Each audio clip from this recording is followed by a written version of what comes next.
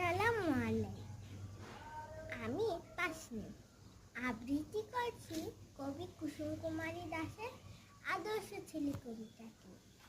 আমাদের দেশে হবে সেই ছেলে কবে, কথাই না বড় হয়ে কাজই বড় হবে।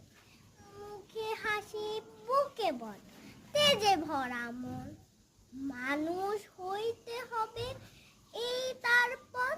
বিপদ আসিলে কাছে হওয়া গুয়া, নাই কি শরীরে তব রক্ত মাংস প্রাণ।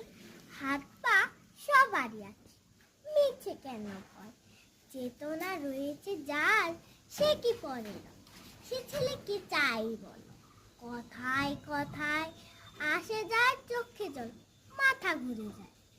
সাদা প্রাণে হাসি মুখে করো এই পণ, মানুষ হইতে হবে মানুষ যখন।